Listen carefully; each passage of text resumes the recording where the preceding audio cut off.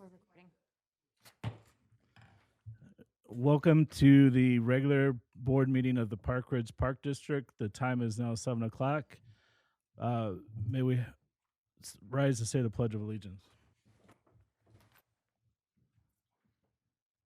Pledge allegiance to the flag of the United States of America and to the republic for which it stands, one nation, under God, indivisible, with liberty and justice for all.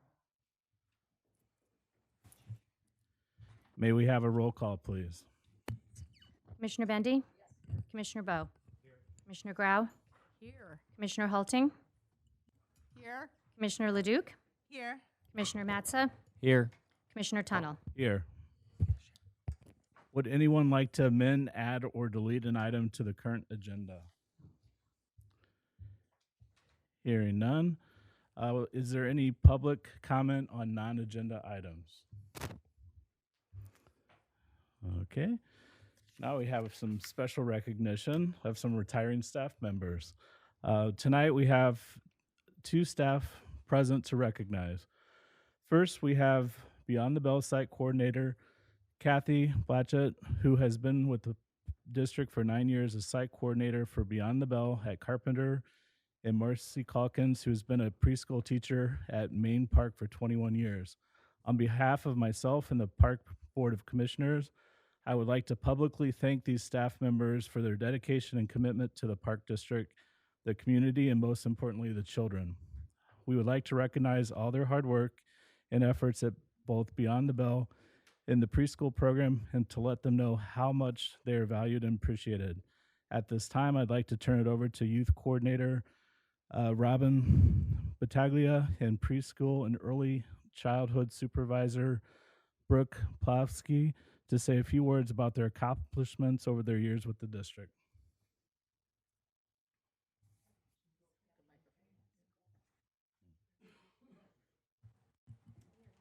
All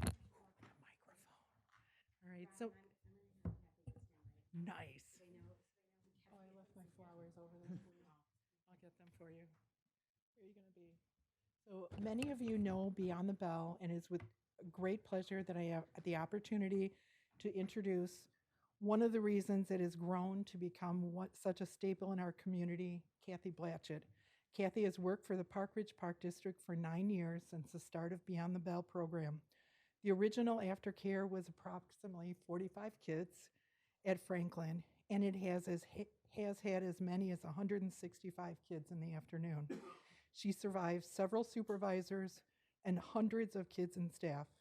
Many of the kids who started in her program graduated to become her staff or BTB staff at other schools.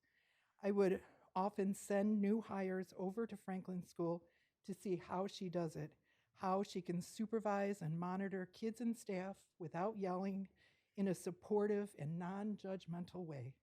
Over the years, she has applied countless Band-Aids, ice packs, negotiated disagreements, and trained and nurtured staff.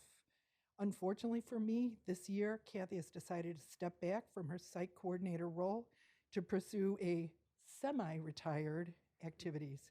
We are hoping to have her continue to work a little bit at Franklin BTB in a supportive role, but we are glad to have this moment to recognize her many contributions in this program and take a note of a job well done. Thank you. We have little plaques for you that's in there, and the roses mysteriously appeared. Thank you. There. Take your pictures. Oh.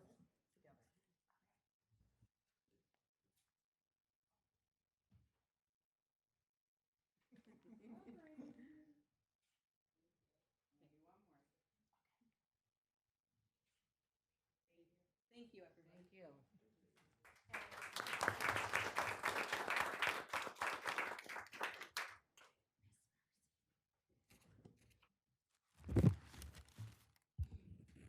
Good evening, everybody. So, are you ready? Mine's not as long. All right.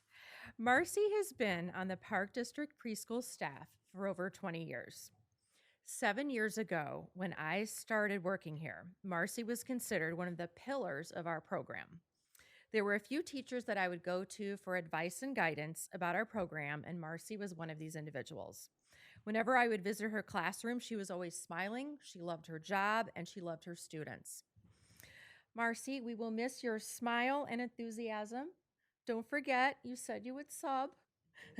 but, but most importantly, enjoy your grandchildren and your family, and thank you for your countless years of service. Thank you. Thank you so much. These are for you. Terrific. So much.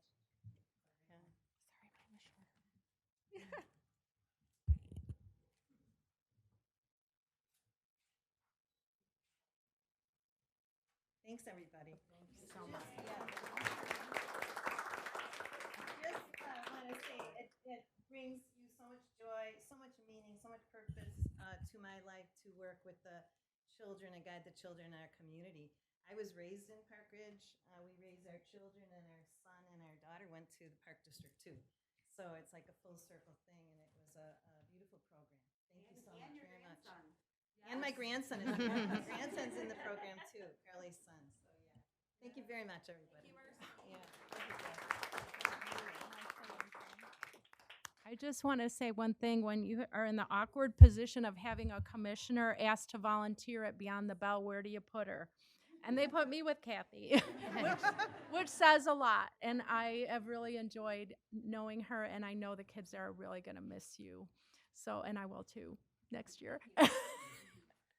And I just wanted to say a note to Miss Marcy. My son had you when he was 3, and he's now 13. And thank you for just being such a wonderful teacher. And you were really great with him, and that was amazing. Thank you so much. Yeah, I remember him very well. Everyone remembers Noah. Thank you both very much.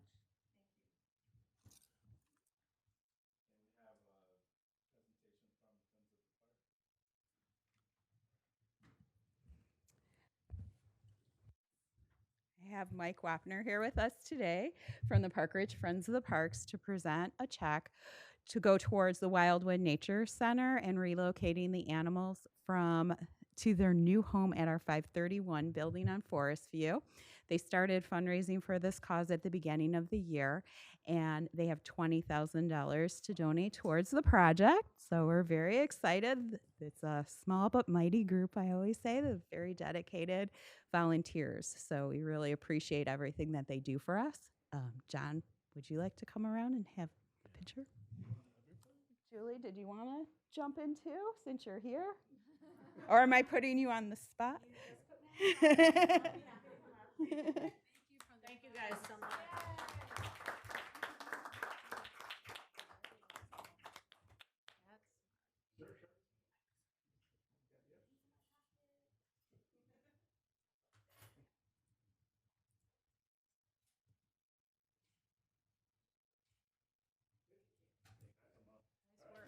Nice work.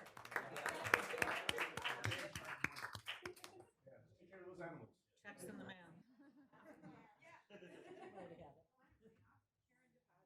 Karen's like, oh, that looks good.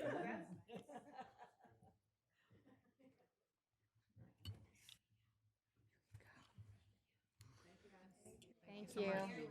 Thank you. Thank you. Yeah.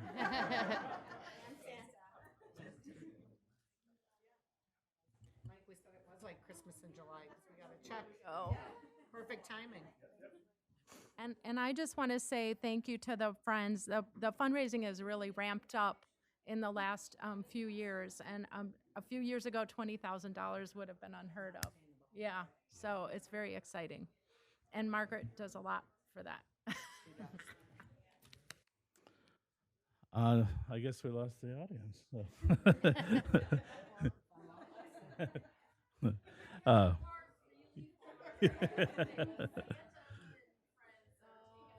Yeah. I move to approve I move to approve the regular board meeting minutes of Thursday, June 15th, 2023. May I have a second? Second. Are there any discussions? All right, awesome. Can we have a voice vote, please? All in favor?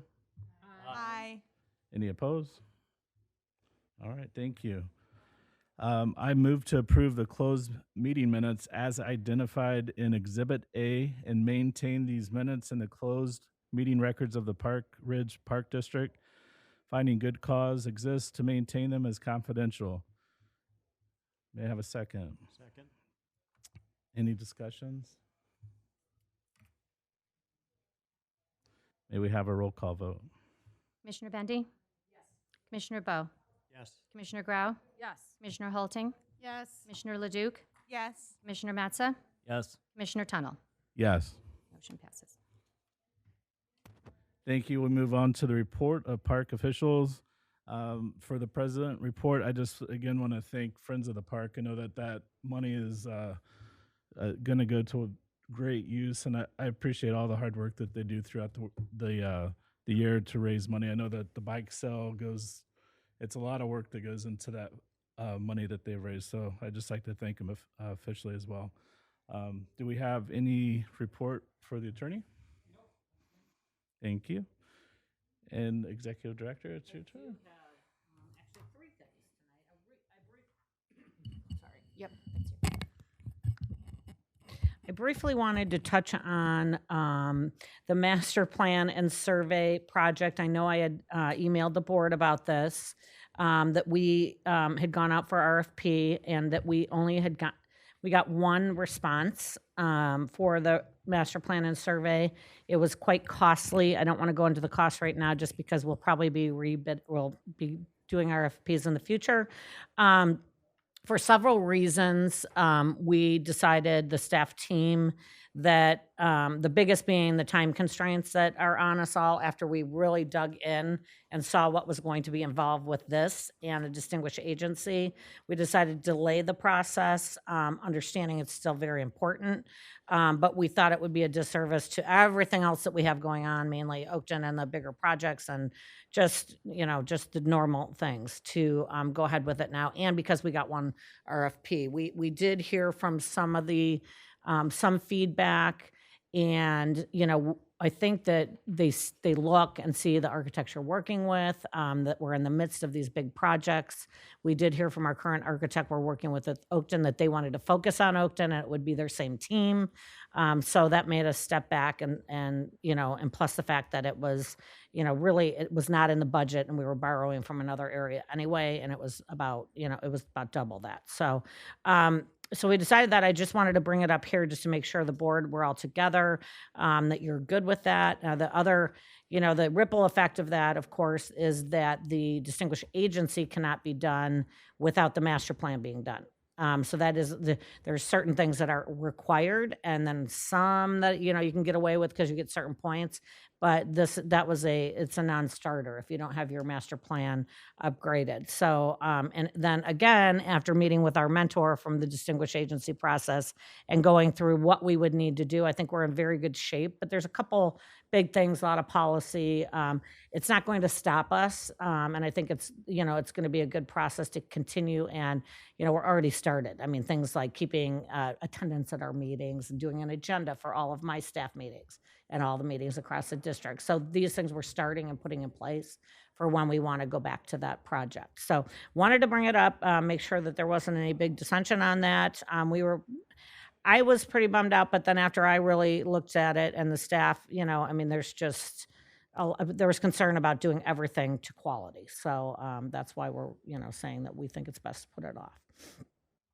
Do you have a timeline? Do you think maybe next year, or is it still too early? We didn't. It's still too early, I think.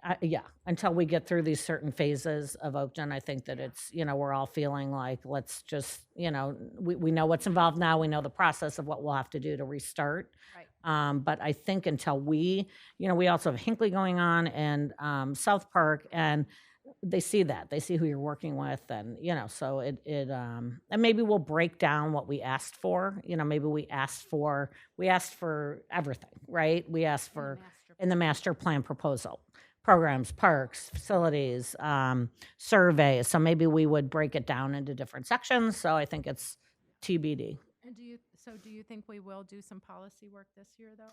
I do, yes. I know for sure there's some personnel policy that for sure will need to be done, and we'll be, we're all looking at it as we go through, and decide, look at when we have something come up, we look at that.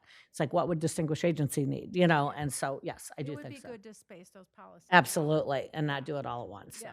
that's the goal. Yeah. Great. Any more comments on that project? Okay, I'll continue on. Speaking of projects, we had a great meeting yesterday. The staff team went for Oakton to White and Darien. It was a 5-hour meeting. And so we, as you can imagine, talked about a lot. We went room by room into a lot of the design, the details, the owner purchase items, just do we need storage here? Do we not? Do we need scoreboards? Do we, so all sorts of things, all the details. So it's wonderful. The next steps, the deadline to submit city meeting applications is August 9th. And that'll be for appearance, site plan review, and zoning review. So we're getting very close to having the price zoned in on. And then at the same time, parallel, the staff is working on these owner purchase items to make sure in the budget, once we get these numbers, like, where are we, right? Do we need to cut anything more? Do we need to see if we spend some capital on some of the owner purchase things? Do we delay some of the owner purchase items? So a lot of different paths going on right now, parallel. And then they said that by October 1st, or somewhere around October 1st, they would have the guaranteed maximum price to us. White has promised that. In the meantime, there's meetings, kind of next steps other than the, which is big. And we'll let you know when the meetings are set. Dirk will be involved with the zoning for us. And then they're going to share, once they get the updates that we talked about at the meeting, and I'm not sure exactly when, but they're going to send us those plans, and we'll put an update on the website. Because we have been getting questions. We were out at the taste and people were asking us about certain things, and staff is getting different questions. So the other things happening, there'll be an IT needs meeting, a building automation systems meeting, an ICE system consultant meeting for the rink specifications, i.e. the dasher boards, netting, et cetera. We're working on signage. And so we'll probably be looking at some variances, potentially, and maybe not for signage with the city. And then indoor branding opportunities. White's going to share some ideas for opportunities. And that's my update on Oakton. I can tell you that I am so happy with the team at White. They're doing a lot of the things I feel like when we did this project for the site plan review that we were doing as a staff, and attorneys were doing. So I'm so far very pleased with that team. Of course. It sounds like you're doing a very deep dive, and we'll know, very granular. Yes. Are we a little behind on the guaranteed price or no? Like, I felt like we were already going to have. I didn't. I don't think so. No, according to the timeline, design development was supposed to go through, I think, July, actually. And then I think we're maybe it was June, end of June. We're a little bit behind on the design development portion of it, but I think their intention is that we're catching up on that. With the time frame that they're looking at for the guaranteed maximum. So Okay. Because, and then when I was looking at the timeline for Oakton, and maybe this was in your report, or I don't know. It might have been, because There is- Terry's reporting. I just thought I would. So like the Okay. RFP is like in February, and they're going to start construction in March or April? Like. You mean the or- bids? The yeah, bids? Yeah. Yeah, is that? those are rough general Yeah. time I frames. mean, Like they there's can't still- start before April because of programming. That's, yeah. Right? There's still a lot of No? some of those things might happen a little bit before some of that. Like we've still been continuing conversations about can we get in front of all of those timelines with a bid package for the netting and poles? Are there other portions of it that we can start? Like there's various different components of it that we're Okay. trying to maximize the efficiency. And we've had multiple conversations with them about, the availability and the programming that we're anticipating there, and that we could, move that up a little bit, or can we get in front of this to get in front of pricing? And they're talking about, permitting and the need to go through all these different submittals with the city, and what's the market doing? What's the ice industry right. become a challenge for some of that. So there's a lot of different moving pieces with that. Okay. So It's that, very that right now is the general framework that we started with.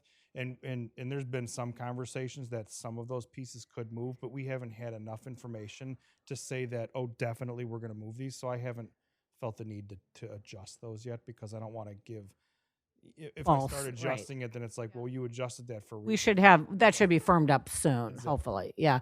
April, what was the programming? I saw her giving I thought the programming was through April. They'll be done with programming at the end of February of 2024.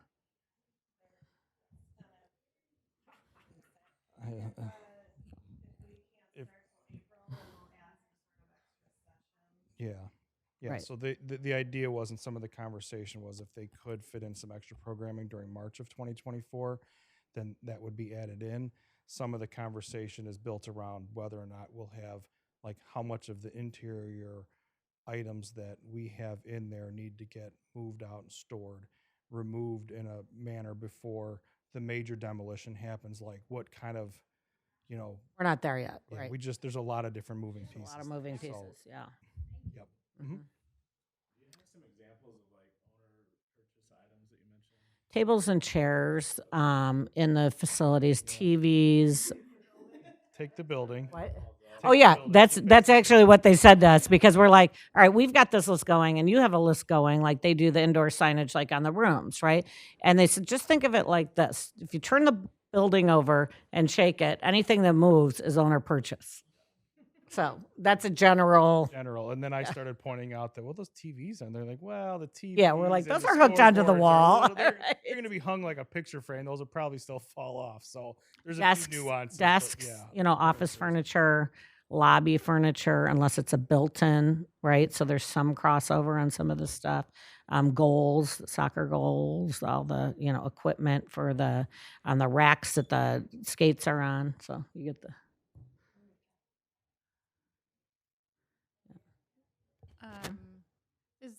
So when would we, oh, never mind. I've been getting some questions, like people have heard through the grapevine that configuration might change. I've had a couple of people who are like, hey, I heard something was going to be different. I don't know who they're hearing from, but I noticed that, I know we've been redoing the website and the Oakton page seems to have disappeared.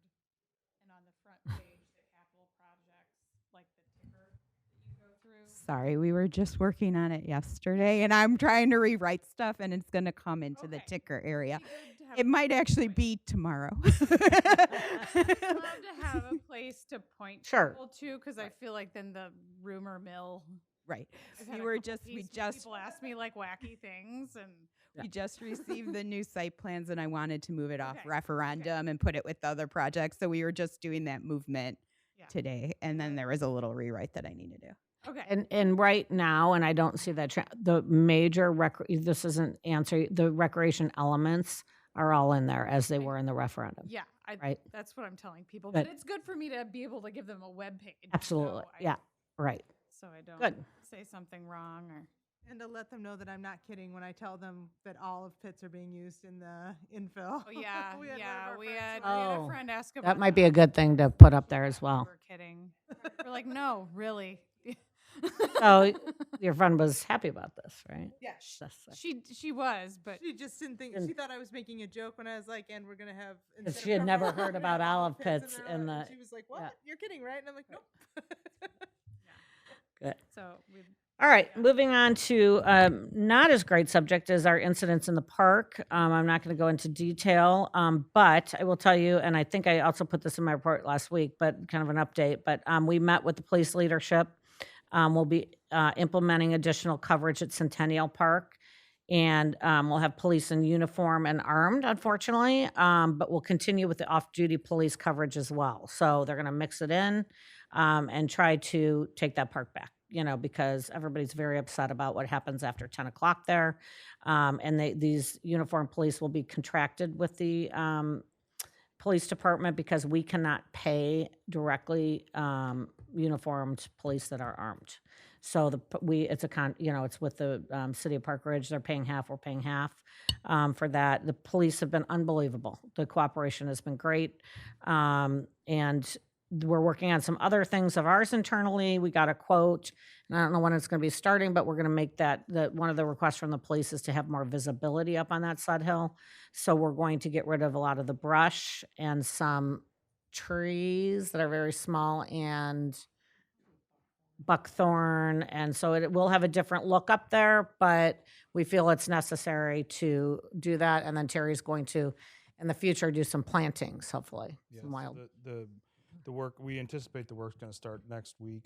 And so what they're going to be doing is limbing up. There's a couple of dead trees in there, so they're going to take out the dead trees. Then they're going to be limbing up trees to kind of raise up the height a little bit. They're going to be taking out some smaller diameter trees, anything under 4 inches that are things like box elder, mulberry, things like that, and any buckthorn at all that's out there is going to be removed. So with that, we feel like it's going to greatly, open that up. They're going to, since they can't do stump grinding because of the slopes and everything, they're going to paint, I think I don't remember but there's a pesticide to help so that those don't grow back. And then we had some conversation about, the future of that, trying to determine if there are some, if there's some undergrowth plants that we could, plant in there that would do well in a shady situation that could kind of grow and help it keep from being trees, but still have, some deterrent so that it's taller stuff, and find a happy medium there, or potentially at some point down the road, look at removing the remainder or the majority of the rest of the trees, save maybe 1 or 2, and give it more of like a hilly prairie kind of a feel so that it's got a much better, visibility and a much better line. And by doing something like that, we could also incorporate some sort of pollinators and things and just really have a better look. It's a much bigger area than it just, like when you say the sled hill and you look at it on a map, and then when you get out there, There's a it's lot. like, good gosh, this is a big area. Like, I was meeting Patrick out there to talk through some stuff and pick up some garbage one day, and we literally had to text each other because we constantly were on the opposite side of the park looking, or the opposite side of the hill, looking for each other. So, but we think there's some good opportunities there, and we're going to start with this, see where that goes. We're working on getting the electric reestablished, which was, knocked out, just kind of separated over the time. So we're trying to get this cleaned up as soon as we can. So we expect that'll start next week. Yes, and then I think that was it for Centennial. Any questions on that? Well, I will say that the police are definitely on it. I was at a pool party Sunday night, and we saw a car driving up the sledding hill. So immediately, I actually tried calling Terry. One of my friends called the police, and then we realized it was a police car. Oh, So we're like, oh, okay, good. they're allowed to they're drive on up it. that hill. Right, exactly. Good. Yes, like I said, they've been super cooperative. Tomorrow, Superintendent Armour and I will be appearing in court as a complainant for 2 of our suspended patrons. We go there to show that the Park District is interested in whatever punishment they come up with. It's more of like, is there anybody from the Park District here? And we say yes, so it's not like we have to get up and, speak about things.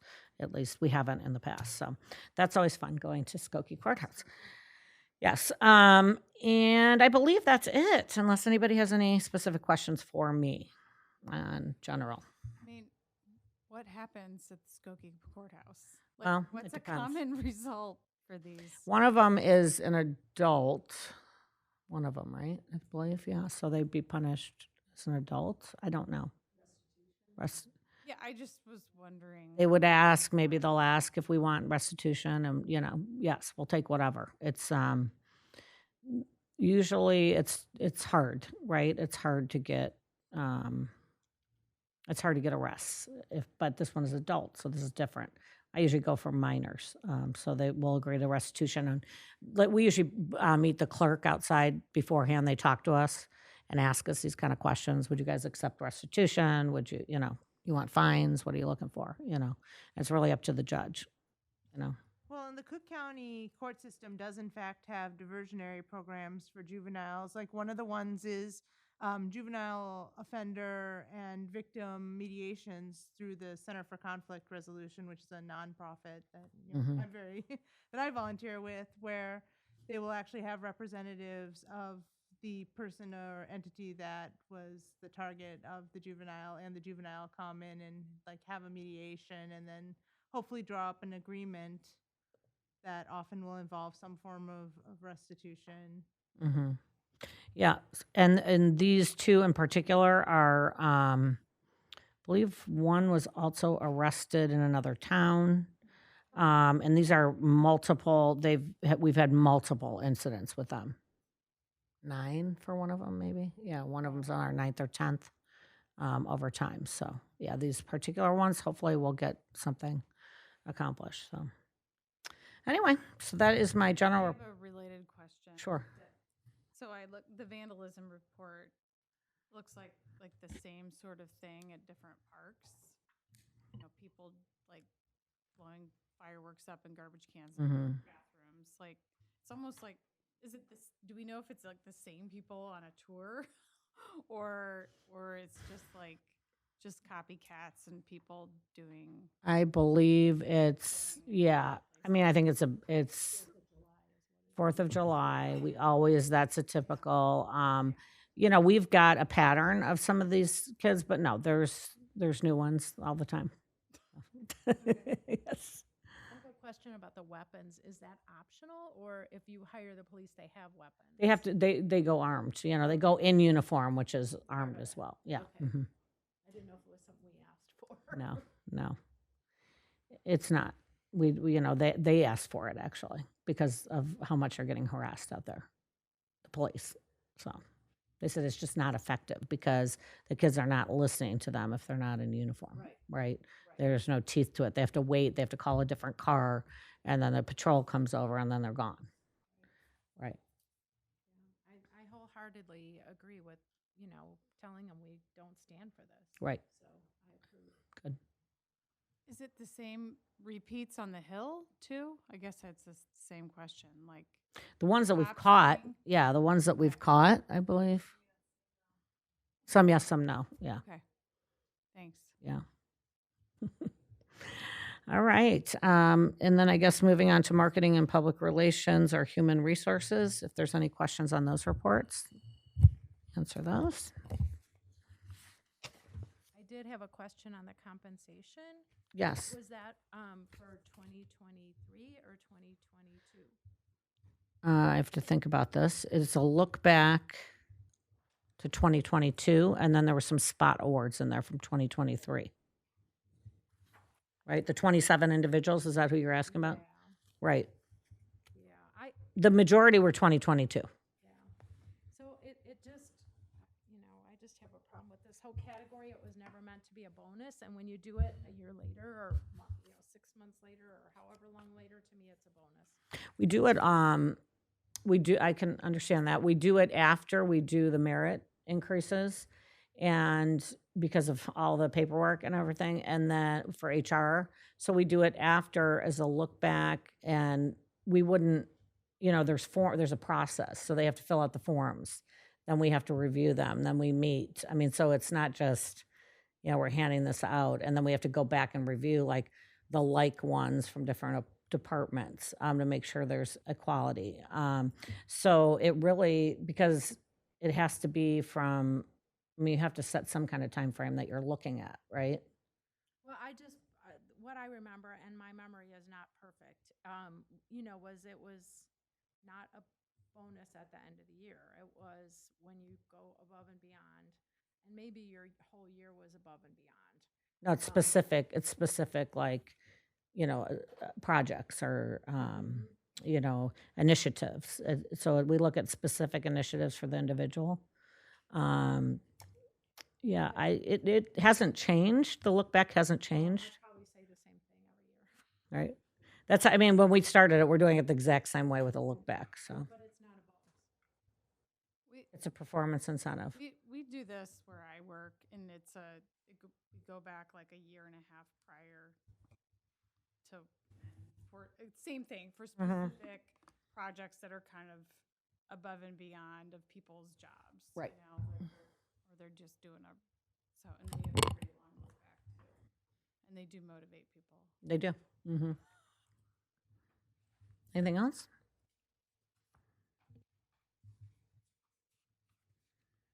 Thank you. On to finance. Thank you, President Tunnel. We have a couple financial reports, voucher lists, solar agreement, and a natural gas agreement. And I will turn it over to Superintendent Larson.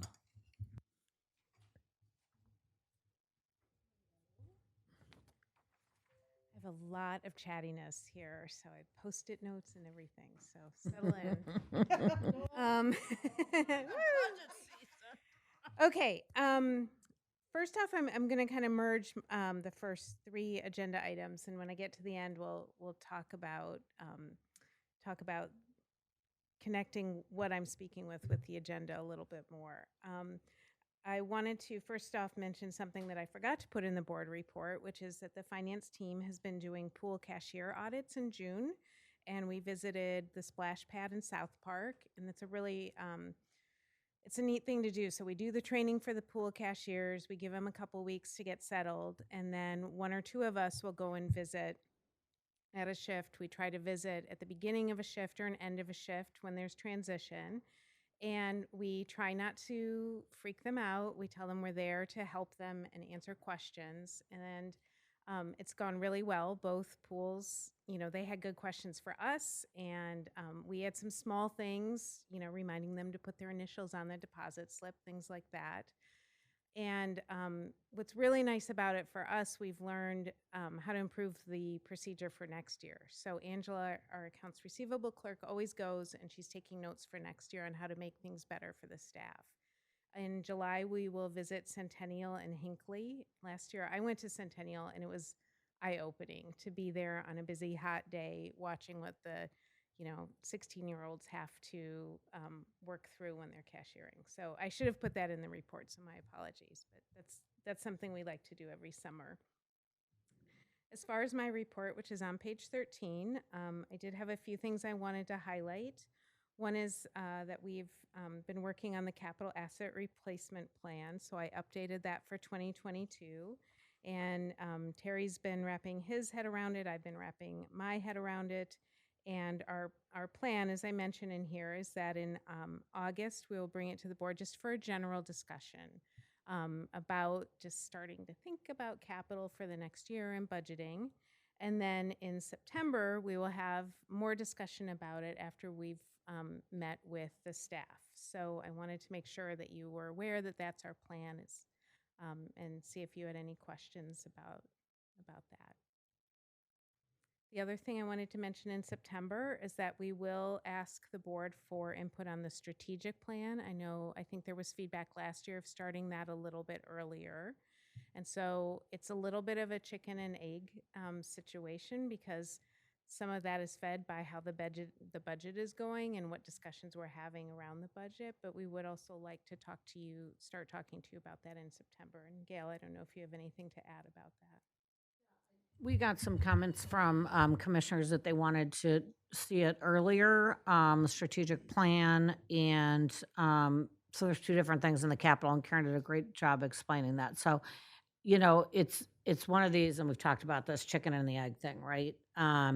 Because the staff doesn't really complete the strategic plan until it's brought to us what the plan is from the staff, right? So it's usually more toward the end. And so that's why when you see it, we have just the week before, pretty much pulled it all together. I mean, we've seen drafts and things like that.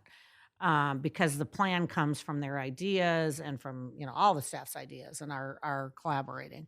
And then the capital is kind of the same thing. Like, we are now looking at what hasn't been done, what's been carried over, what needed to, vehicles weren't purchased, things like that. So where we stand now is always very different by the time that you see it. So as long as the board understands that you're going to not see like all of our ideas in there right away, that we're going to just get you involved earlier, and we'll see how it goes. I mean, I think it'll be, you'll see where we stand now, and then you'll see, you give us your ideas, you want us to start thinking about it. Doesn't mean you can't still give us your ideas later, right? But the idea was to try to get you engaged earlier and see how it goes, I guess. Any questions on that? Thanks, Karen. I did want to mention the bullet point about the second installment of the property tax bills. Those are delayed. So I was waiting and waiting to get my own personal tax bill, and it wasn't coming. And now I see both sides of it. And so I reached out to the county last week, and they said sometime in October. And then Commissioner Matza sent me an article from the Tribune today saying that they will be sent on November 1st with a due date of December 1st, which we're still hoping to get it in this year because if you'll remember last year, it didn't come until January of this year. So hopefully the December, at least that's better. And then I will need to start looking at what that means for our cash flow. Right now we have a lot of liquidity, but we also have a lot of capital, getting going and things like that. So I will need to, keep an eye on that, talk to PMA with the investments and make sure I have a good handle on when things are coming and going. So I just wanted to give you an update on that. If that changes, I don't think it will based on the article, but I'll let you know. So it does mean we're going to see it was budgeted for a little bit starting in July and then August. So it's going to mean weirdness when you look compared to budget in terms of revenue, right? Because we budgeted that revenue, it's not going to show up. I may see if there's a way on the, in our some of the cash financial reportings I provide in the board packet. If I would talk to the board treasurer about this, whether it makes sense to kind of pull that out from where it's budgeted and put it where we think it's going to be, right? So you guys have a more accurate cash flow. That's a great idea. Okay, any questions about that? I'll kind of move into some of the numbers. The report by funds. Again, looking at the recreation is 16% greater than the prior year, which again, this is continued recovery from COVID. What was interesting drilling in is pool passes were more robust, but it was also really nice to see that the fitness center memberships have increased compared to last year at this time. I've sort of felt like the fitness center was kind of like, it's an inside space. People were more hesitant to come back and exercise. And you can start to see that that's changing. So the memberships are up, group fitness was up, and fitness classes in general had positive comparison compared to last year, which was really exciting.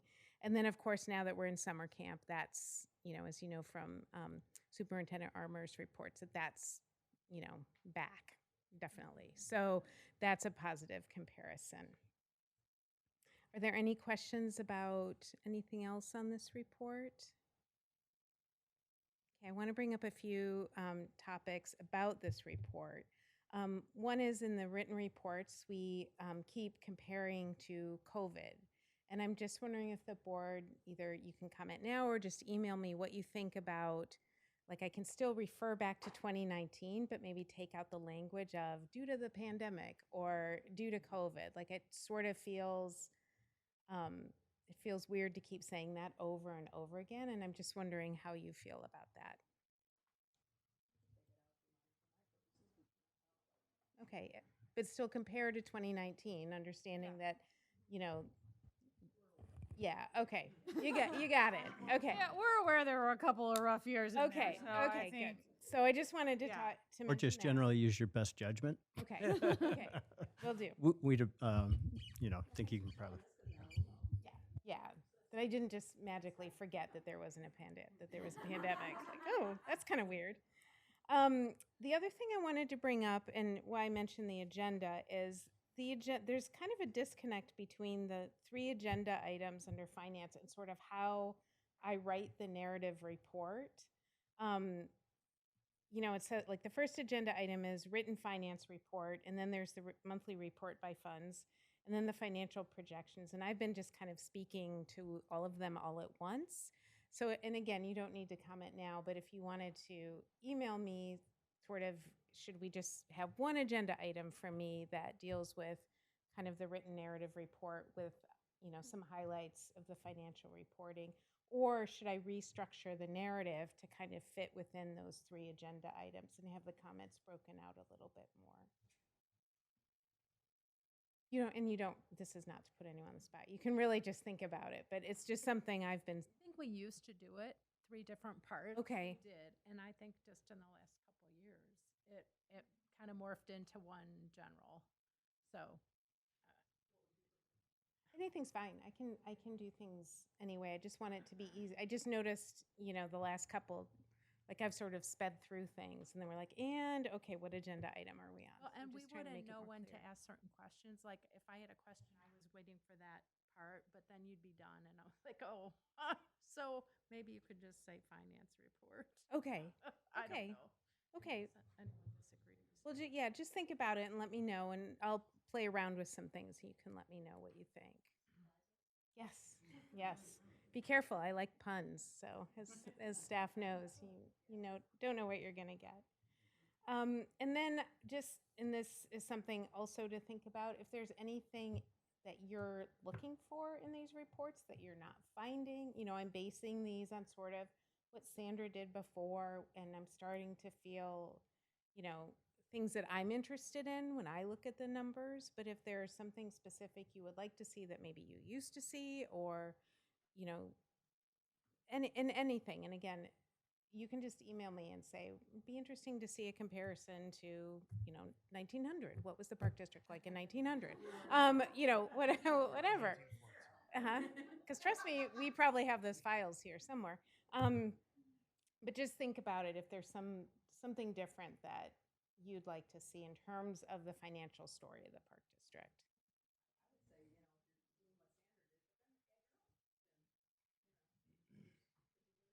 Okay. I mean, thank you for rethinking this. So far, I've liked all the tweaks, like the tweaks that you've gotten. So far, I think if you think it's interesting, I'll think it's interesting because I like the extra context you've provided, and it's Okay. helped me to understand what's driving the money more. So I support your interest in experimenting with the finance report, and I'm sure I'll enjoy whatever you do. You make finance fun. Oh, thanks. That's my goal. Okay. Well, and maybe Commissioner or Treasurer Matza has, coming in new, has a different view of all this, and he's working with you to answer some of those questions. Like, why is this here, or could Yeah. we say this a different way? Yep. Absolutely. Okay. Well, thank you very much. I know we have some other things to discuss, so take it away. Thank you, Superintendent Larson. Let's go into vouchers.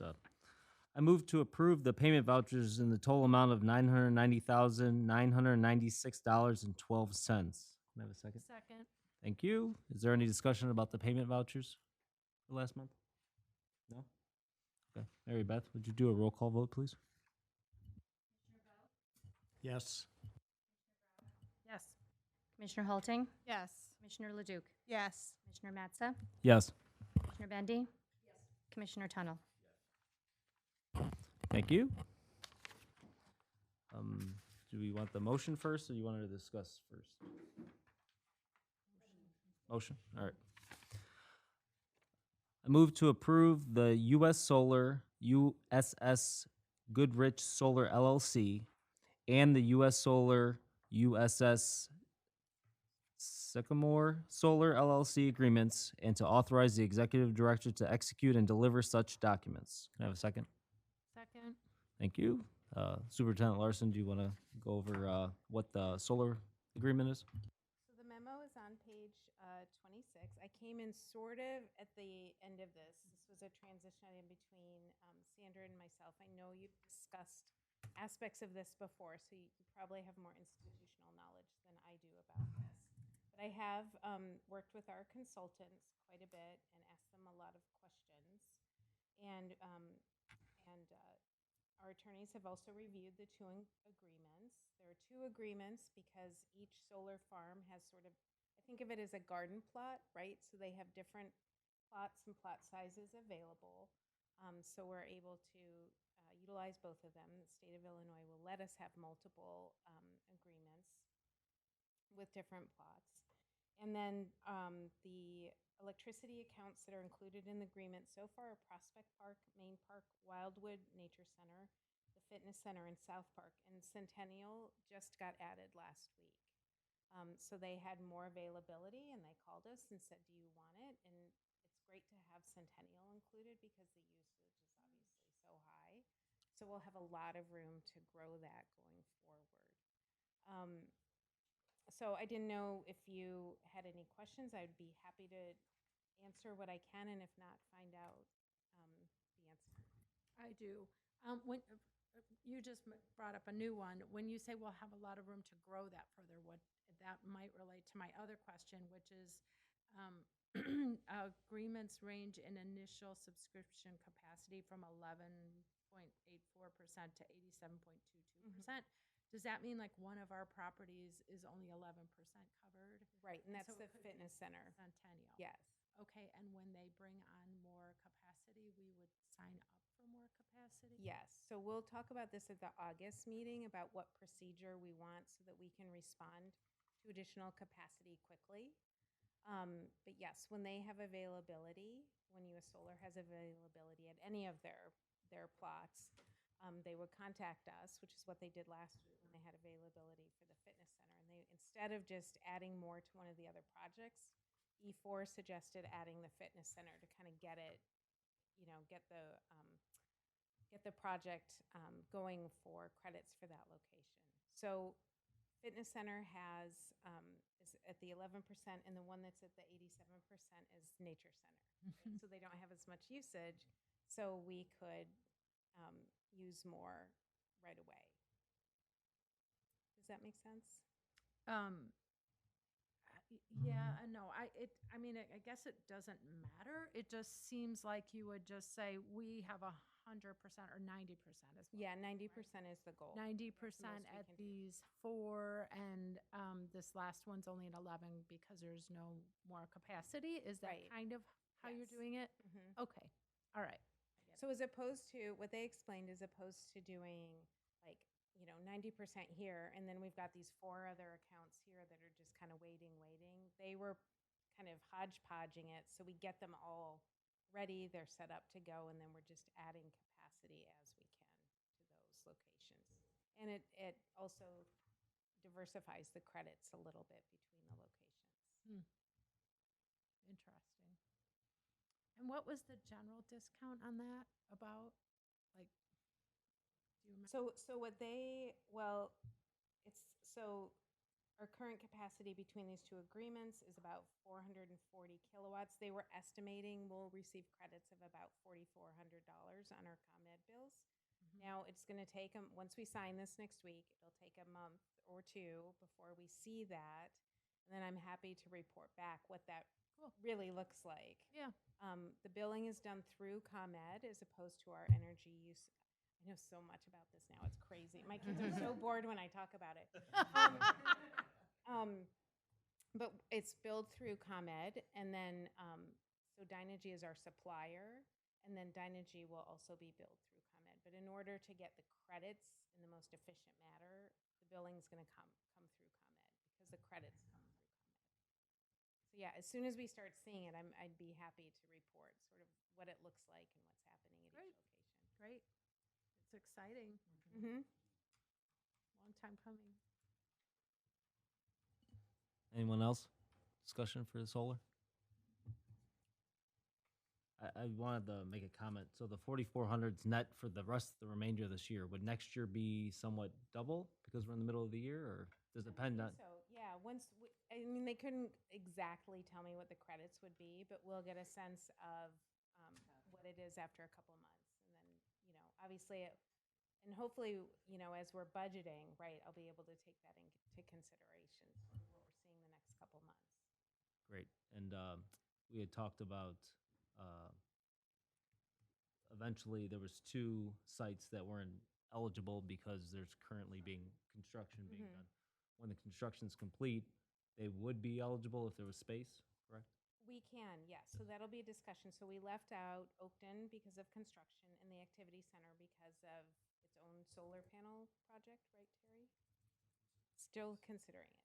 So whether or not we, like for the activity center, even if we put solar panels on, the state of Illinois will allow you to do both. Not all states allow that, but Illinois will. So we can decide what we're doing there and then let E4 know, okay, we still want to get some solar credits there. And then they can help us do that. So yes, and then once Oakton is done, and we can definitely add. So we can keep adding as long as there's capacity.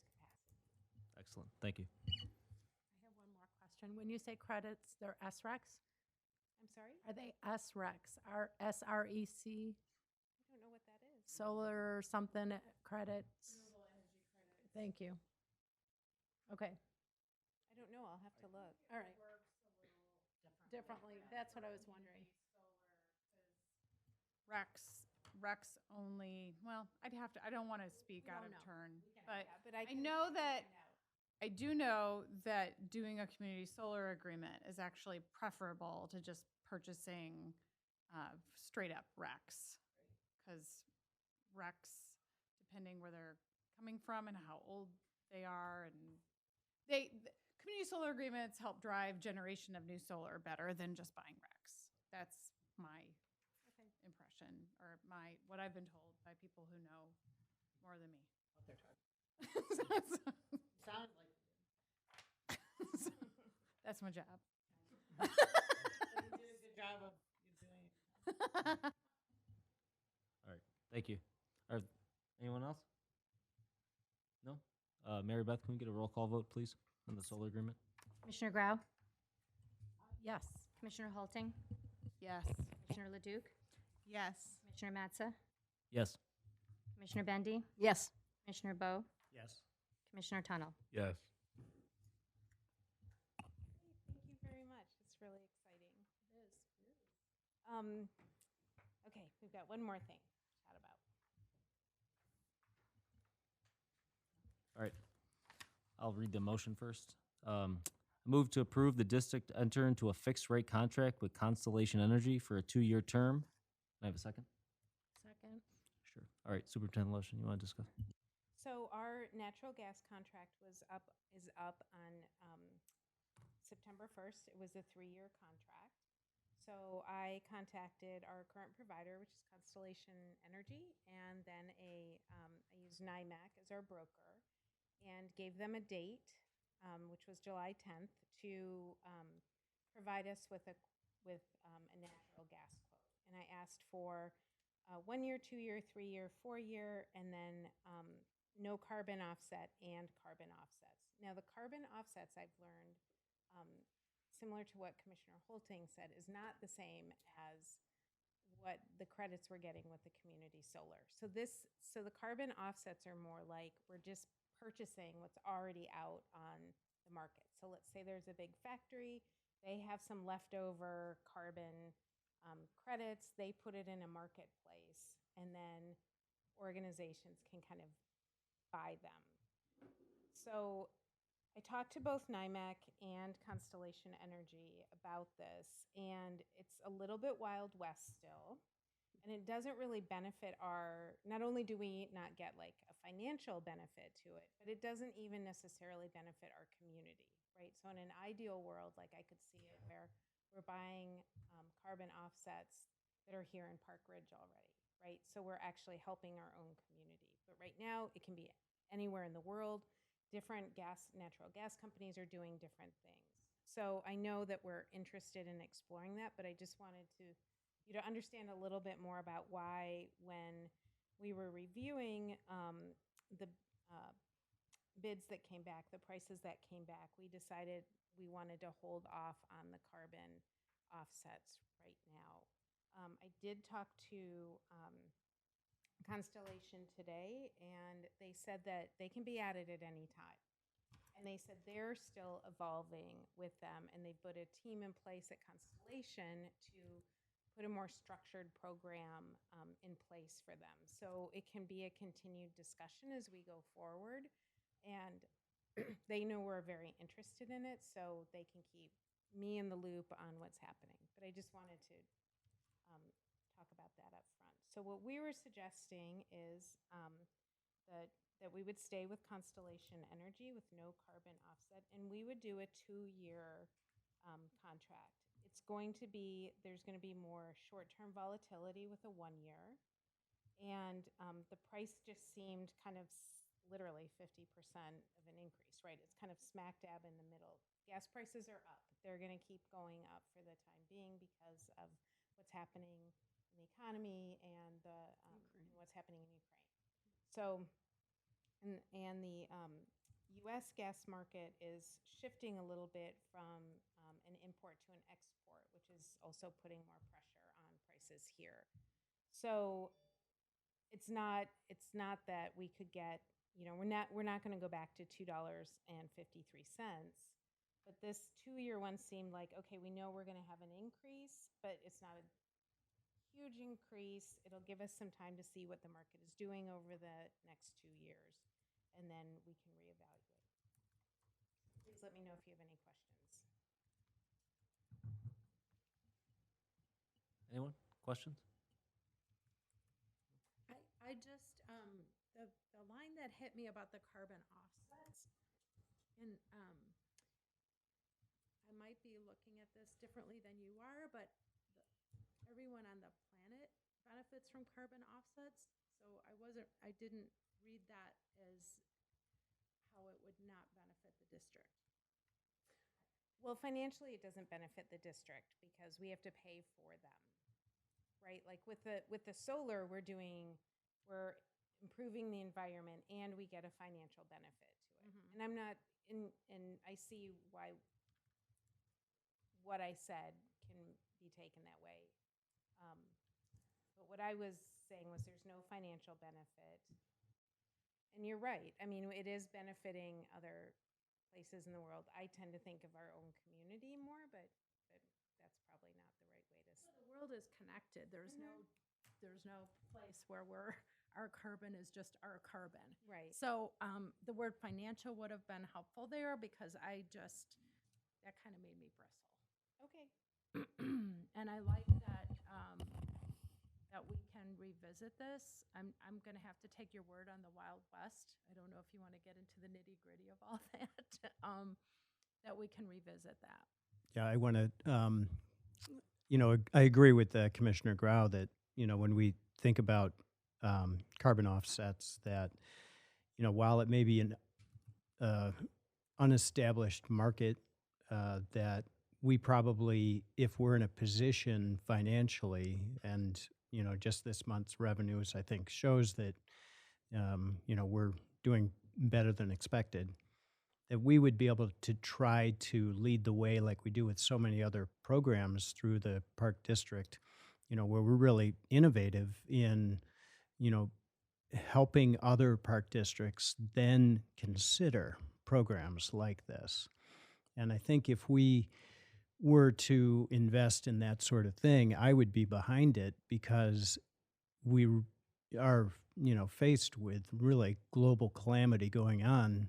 And I think it's probably time that we look at the local effect that we have with hopes that we're going to be influencing other communities to follow us. And then maybe there won't be as much Wild West out there because then it'll be waking people up to establishing a market for that. So, I understand the trepidation about moving in that direction. At the same time, I would love for us to try to look at maybe even a 20% rather than none. So I don't know how the other commissioners feel about it. But. Again, I've only learned this from people who know lots more about this than me, but the carbon offset market in the United States is largely unregulated. And they usually come from like tree planting, reforestation projects and things like that. So I know it is, I think Wild West is a term that's often been used. I've actually never heard of a natural gas carbon offset. To me, a carbon offset is a carbon offset, and I don't know what makes a natural gas carbon offset. A carbon offset, represents a certain amount of CO2 reduction. But this, I don't have a problem with passing on it this time. I think the most important thing we can do is reduce the carbon footprint of our own operations through energy efficiency and planting trees and do more to reduce our own carbon footprint of our operations through our sustainability coordinator and other things. So I'm comfortable with this. And now I'll have to Google, I'll have to learn more about what a natural gas carbon offset is because I've never heard of it. But Well, and I can definitely take this on as a project Yeah. with our, talking to our sustainability coordinator too, because she and I have talked a lot about energy and, what we're doing with US Solar. And so, I mean, she and I can start working on it. I will be honest, and both at NIMAC and Constellation, it's not like I got a ton of confidence. They weren't speaking confidently about it either. Right. And so it's hard for me to say confidently, oh yeah, this is the way we want to go, right? US Solar, it's very structured. I can find information I need. There's a process in place. So that doesn't mean we shouldn't say no completely, which is what I'm hearing from you, but maybe I'm happy to take more time and do the research, and work with Constellation and ask them more questions, talk to their team who's putting it together, and get some better answers for you. Yeah, that's fine. But again, like we always encourage people to do what they can in their own operations, reducing burning things that release CO2. So that would be fuel. And if we can ever get flipping hybrid vehicles ever in the history, the supply chain issues abate, and eventually moving towards, I know we just redid our boiler at Main Park, but a lot of companies are trying to electrify their HVAC and any heating that they're using. So, and then just using less energy in general. So I'm supportive of learning more, but we have the real power to do things within our own operations. And to me, that's more important. So. Well, thank you, Superintendent Larson. I really appreciate the way you've kind of laid this out for us and the pragmatism you've shown in your approach. And also, thank you, Commissioner Holting. I'm always happy to hear your view because it often enlightens me. I wish I knew more, but I'm a manager now, so I know. Okay, as a former government employee, I find that funny, but maybe nobody else does. My knowledge is like a mile wide and then like much more shallow. So I'll ask somebody. I would just say that that's probably one of the reasons why staff recommended a 2-year agreement. Yes. Keep out lots, so we can have this discussion as soon as possible without it being as volatile as possible. I just wanted to point out that the rate's going up no matter what. We're going to be paying 44% more next year, and Superintendent Larson did put a footnote. It's going to be about $8,200 more, regardless of what we do. So, thank you very much for the report and for the feedback. Is there any other discussion, commissioners? No, but that's a good offset our electrical, might offset our natural gas. The same thing. Yeah, it's good to Very have the yin conversations yang next to energy. each other. Yep. Yeah, Mhm. and hopefully it'll be more on the positive than on the negative. Yeah. Mary Beth, can we get a roll call vote, please? Commissioner Halting, Yes. Commissioner Leduc, Yes. Commissioner Matza, Yes. Commissioner Bendy, Yes. Commissioner Bowe, Yes. Commissioner Grau, Yes. Commissioner Tunnel. Yes.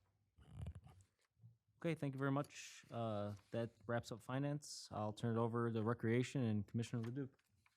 Thank you, and I will just say that my family enjoyed the fireworks and then pass it on to Superintendent Armour. Great. Glad to hear it. That's a brief part of my report. It was a wonderful event, and we couldn't ask for better weather. It's definitely a team collaboration between many departments who help out on site and behind the scenes. So I wanted to recognize and thank everyone who helped out that day.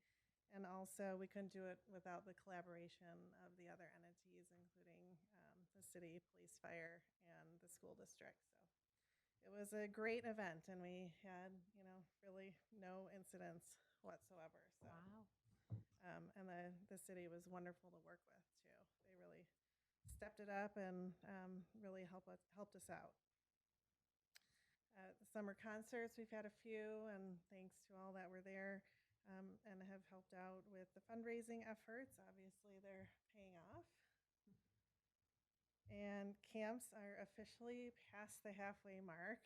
It's going by fast in some ways, but also very slow in some others. It's been a very challenging summer between, staff and so many participants. All the weather challenges has been really difficult for the staff to manage as well. But they're doing an amazing job. We're still taking registrations for preschool and solidifying staff, across the board for many positions, not just preschool.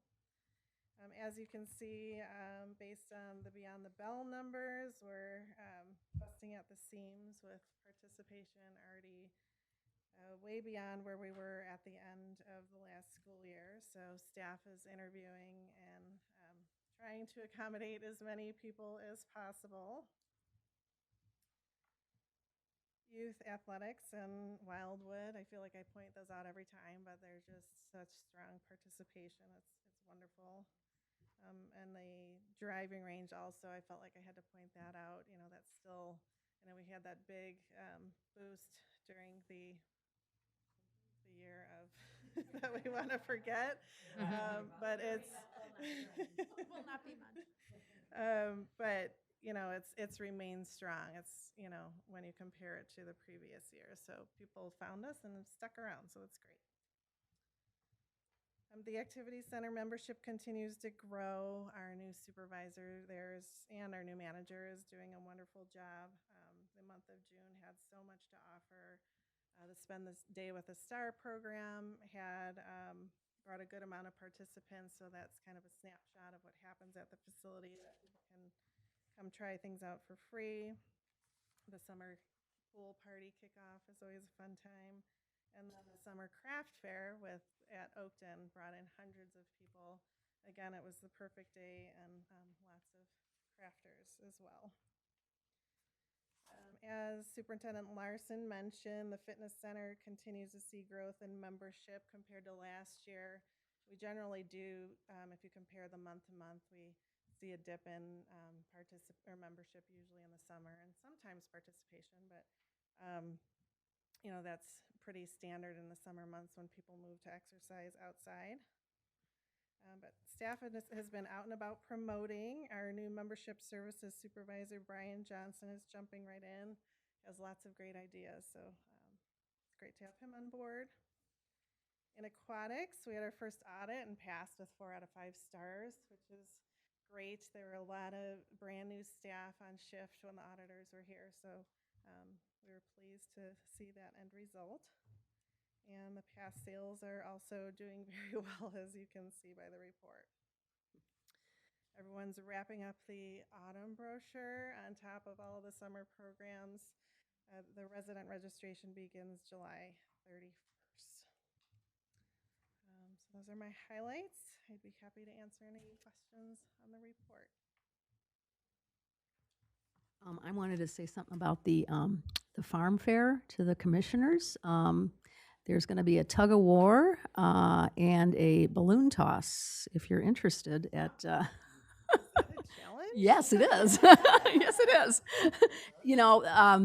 I've gone to it a lot, and it's the staff likes to see you, and it's a fun night. It's so much energy there, and they're riding around on their donkeys or whatever, and or whatever they are. And their trains and all that, and they're cooking, grilling, and all that. But anyway, I take a look at it. If you can get over there, it's going to be fun. So, thanks. It's a week from Saturday. Yeah. I wanted to ask. There's a line here about the community health fair, which I'm glad is still going on as a former community health commissioner. But there's a line that says, she spoke with many people who are interested in programming for adults and active adults. So was that like activity center activities or just like general adult? Like what were people interested in? So we had team representatives from both the fitness center and the activity center. So we had a lot of traffic. It was, again, a nice day for both activity center members as well as fitness center members. So I didn't know if they were interested in adult programming. Like I know we have like a very limited sliver of just general adult programming. If any of the comments were about that. Well, when I asked her, let's see, that was a while ago. And Sorry, you going back in the I archives. did ask Sarah specifically, what were people interested in, and because it was such a fitness focus. Yeah. And she said a lot of people were interested in the fitness, but that she was able to expand on the other offerings as well.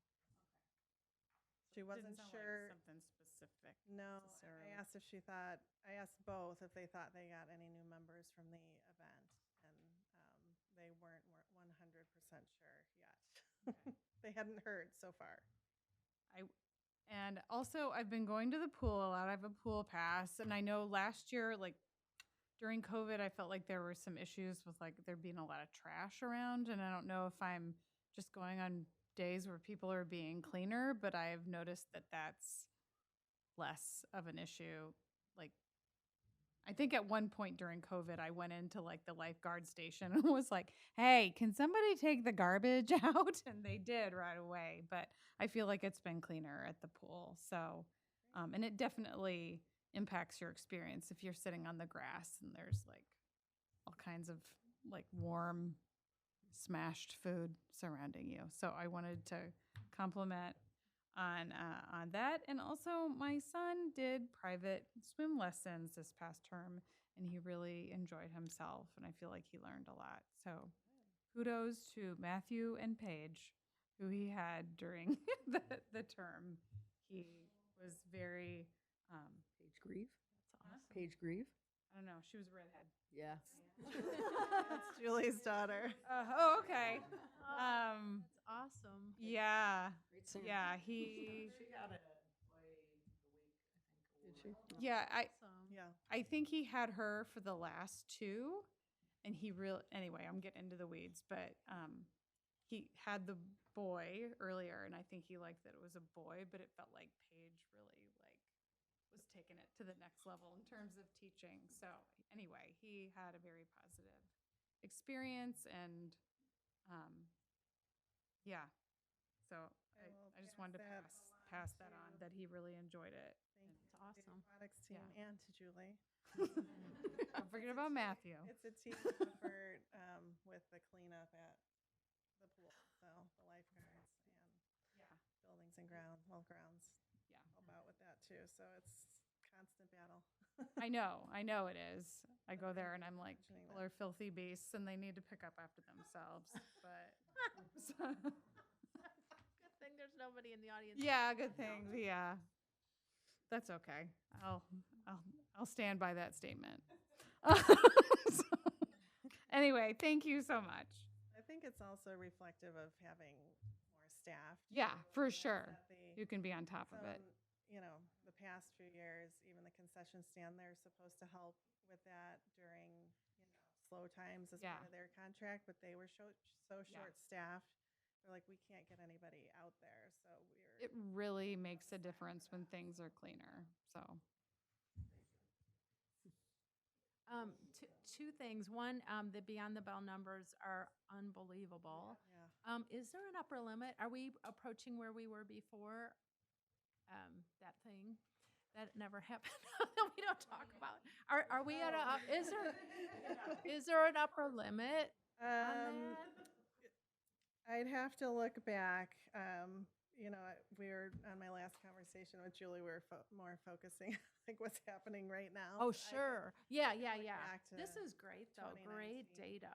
Great It data. is, yeah, and it's, we got the extra spaces at 3 of the locations, which is wonderful. We're just, we had a lot of staff that aren't coming back or retiring, and, as we hire people more, like, I can't come back, so it's, It's a lot of interesting staff. volunteering. You see a lot of turnover. They come once or twice and then they're gone. You're like, oh gosh. Yeah, I mean, you know, Ugh. it's Um, challenging and the hours are not ideal. right. Yeah. It's very you break up your day big time.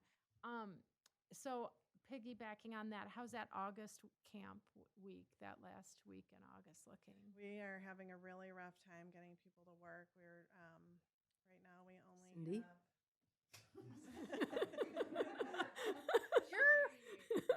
You're retired, Joan. right now we only have 4 staff that have committed to working. Oh, wow. Yeah. So we offered higher rates. We're, asking staff personally. There were some staff that are waiting to, to find out their move-in dates for college.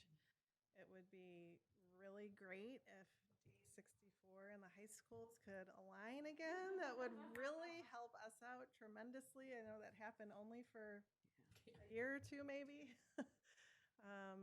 So we're having a rough time. Dang. Yeah. Wow.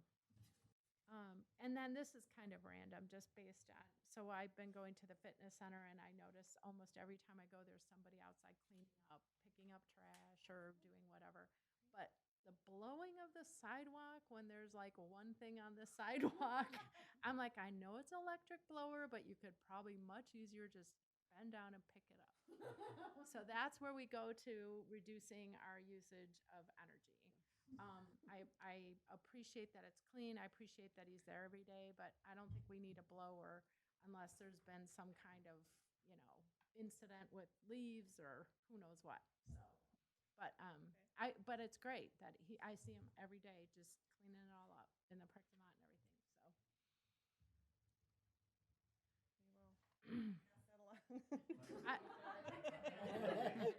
Is it you? I wasn't sure if it was you or you, but whatever. I mean, it's a tiny little thing. I appreciate what he's doing though.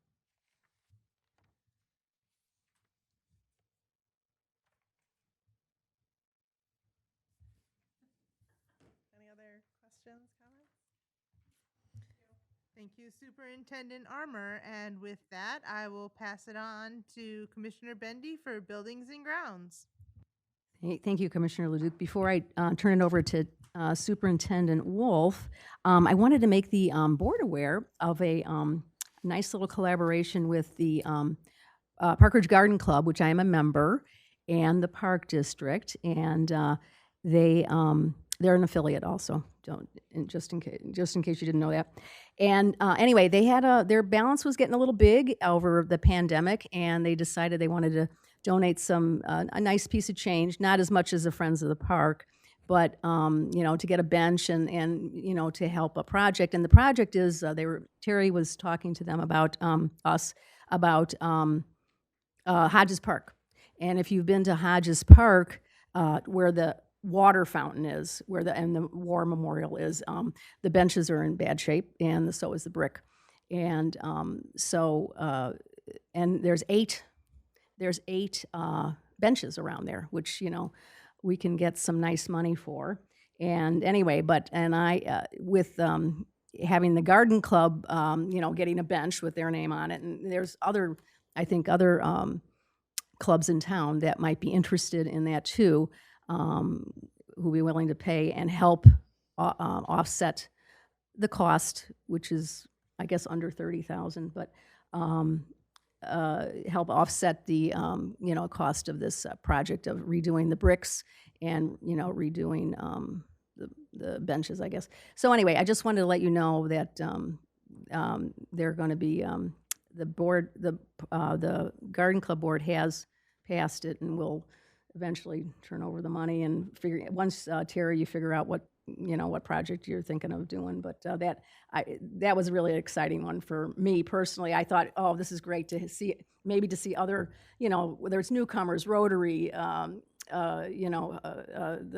whatever, Go Green, whatever, Friends of the Park. That'd be a great area to have clubs in town who are very important to the community, to have their names on the bench. So anyway, I just wanted to say that, and something down the pike, I hope soon. Thank you, Terry. Thanks, Commissioner Bundy. Yeah, and just to kind of follow up on that a little bit more, you know, we did a few years ago replace the brickwork, and then subsequently had memorial benches sold for the ones that were around the fountain, but the area around the war memorial still has the original bricks, which are in poor condition. The benches are the old wooden benches, which are, you know, covered in moss and lichen and are in bad shape. They don't look wonderful anymore. And so earlier this spring, it was something that Manager Meunier had identified as, you know, we really need to bring this area of Hodges Park up to where we are with the other one. We've sold all the available memorial benches. These are then would be then upgraded to that style and then available. And the last time when we did that other project, the memorial benches immediately sold out because of the location of that park. And so we had kind of kicked that around. And so when the garden club had approached for kind of a nice project, something that would be in a nice spot, kind of a marquee location, you know, this was something that came to mind. And so we started to talk about this particular project, it not being budgeted this year, with the hopes that maybe we could get it off the ground this year and find a little bit of, you know, funding available to get this done. So I'm not so sure that the gap might be a little bit too big. So it might be something that we talk about for next year as a budget item, because there's some issues with the pavers, and, you know, really kind of an ADA compliance thing is coming into a challenge there. But I think that was a great segue for, you know, just discussion of that project, and just so the board's all aware, and something that we might talk a little bit more about in capital if we can't find another way to get it going this year. So moving on to my report, a few things that are not actually in my report. We spoke just a little bit ago about vehicles. We actually finally did purchase a vehicle on Tuesday. So back in on April 21st of 2022, in fact, I spoke before the board and we discussed the idea of purchasing a vehicle, and I was asked to look at a couple different options, but given the okay to move forward with purchasing a vehicle, I literally just had that opportunity finally on Tuesday. That's how poor the market has been for us to get a hold of vehicles. So we were able to procure that vehicle. And so we've got that purchase in for that. It was a very narrow window. We moved quickly, thanks to Gail and Karen for making that happen. So so we did get a chance to finally do that. We're still looking creatively at how we can move forward with that and get other vehicles. And a lot of the challenges, they just don't have, you know, pricing available. And I guess what some other places are doing is going in with like blanket POs not to exceed and having some level of authority. I'm not quite there yet, but we're working a lot with our overall fleet. Since we've changed how we're staffing a little bit, we're anticipating maybe some reduction in our fleet, and so that might help alleviate some of the need that we have. So we're kind of working through that as we're working through capital right now. But we were excited to finally actually get a chance to buy a vehicle, and I could not believe how long it's taken for that to happen. Last week, there were some storms here. I unfortunately was out of town. Well, it wasn't unfortunate that I was out of town, but I'm not 100% familiar with the storms. But I do know that we did lose a large, approximately 34-inch diameter oak tree over at Northwest Park. It snapped right at the base, fell across the street. Public Works had to come out and clean it up. Took care of a lot of it and then moved it back into the park for us.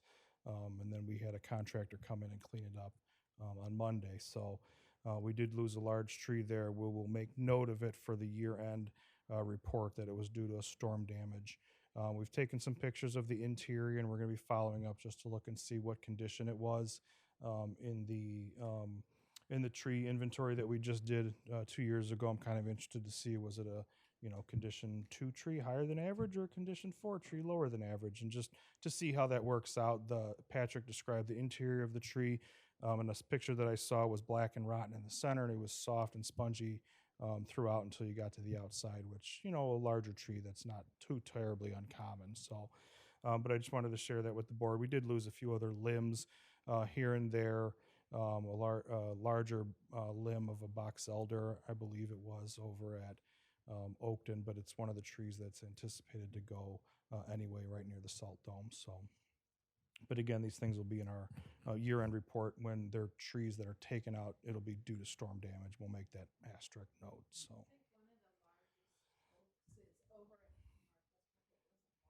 No. You're talking about the one that's in between the two ball fields. Yeah, no, it was not that one. I would have had sent out a special email about that one. So, no, it was not that one. So, other than that, obviously we have a lot going on, just like everybody else. Been collaborating on a lot of different community events that we are active with. And obviously helping out with a lot of these different things that are going on. The baseball tournament it finally decided to rain right when we had a baseball tournament in town and the fireworks coming up. So it made for a long weekend and a long couple of days for a few of the staff. But I know the baseball team or club was really happy that we kind of worked with them to make sure that all those games got in. And so it was very successful and everything worked out really well. So, I think beyond that, if anybody has any questions about anything, my board report, I'd be happy to answer any questions that you might have. Anyone?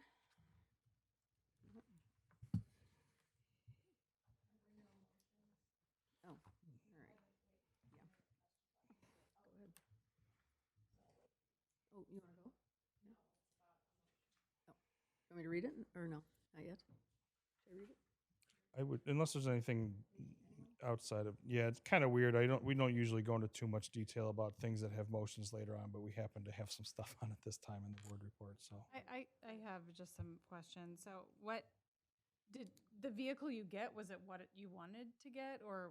yeah, we got a Maverick. It's a Ford Maverick. So it's not the hybrid version, but it's got the EcoBoost engine, which is also very efficient and much more efficient than a lot of what we're running with. I So think there was some city council agenda that just came up and they weren't able to buy vehicles through their common purchasing agreement. And so they Yeah. had to really, everybody's having these problems. yeah. I was happy to see that the Sustainability Committee is meeting next week. So that's really exciting. And I hope to hear more about those efforts as they proceed. I think there are multiple folks on the board who are interested in hearing about the sustainability coordinator and what's going on with that. So thank you for including that in Sure. the report. Yeah, absolutely.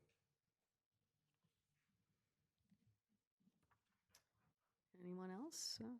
Comments or questions? All right, should I read this now? Yep. Or not? Yes? Okay. Got it. Okay, where are we? Let me read it. Okay, hold on. All right. Approval of the Hinckley bid recommendation. I move to approve the base bid and alternate number 1 for a total amount of $1,086,569 with Hacienda Landscaping, Inc., and to authorize the executive director to execute and deliver such agreements. Can I have a second? Second. Thank you. Thank you. So I have a memo on page 43 of the board packet. So Hacienda is also who has been awarded the project for the Main Park Playground. Previously, we have done the Northeast Playground project with them. They're very familiar, if you had a chance to see the memo with Upland, they're very familiar to Upland and familiar to us as well as other districts as a contractor that does good work. We did have some concern and some discussion, and Gail really pushed us to make sure that that we had the conversations to make sure that they're going to have the ability to, they've got a commitment already with the Main Park Playground, but that they're also going to have the labor and the power to do the work and complete this project in the time frame that's laid out. And they did assure us that that would not be an issue. So that they would have no problem completing that. So they're fully aware of that. When we did Northeast Playground, Jennifer and I were in a point where that project was getting done in May in the springtime when it's traditionally very rainy and wet and problematic. And we got to a point where we were extremely skeptical that that was going to actually be completed, but they were up to their knees in mud and then had to clean it all up afterwards in a manner that we don't normally see contractors actually take on. They'll usually just kind of take a step back and say, nah, we can't do it. So I've seen firsthand that this contractor can and will step up. So I'm pretty comfortable with that from that perspective. Their pricing was good. Obviously, you can see on the chart that with the scope of work that we have, which we did increase just a little bit, as it were, anyway, to kind of meet the DECIO grant. But the pricing of the work is a little bit above overall what we have when you factor in having some money set aside to cover unforeseen contingencies. Traditionally, we would have that built into our bid as an allowance. There was a miscommunication, and it was missed on our part to not have that built into the bid. And so from a financial perspective, it doesn't act any differently other than now, if I've got a change that happens, I might be in a position where I'm forced to come to the board with a change order. And so it could become a timeliness issue. That's the biggest challenge that I'm faced with now on this project. But there are times in some of the conversations I've had with our architects and engineers on some of the projects, they'll suggest that, well, the contractors feel like it's kind of their money to take once it's in an allowance. They're more likely to put in requests for it if it's an allowance. So, it wasn't my intent to test that theory out, but I guess we're going to test that theory out on this one. So, so I apologize for that oversight on our part. But nonetheless, we did have some savings in the Northeast tennis court resurfacing that'll help us balance that out. Pleasantly surprised with bidding at this time of year that this is something that we can move forward with. I do not anticipate that holding off and pushing this back next to another time frame is going to get us any better pricing. So I do think this is the best path forward for the district overall. So with that, I would be happy to answer any questions about the Hinckley Park renovation bid.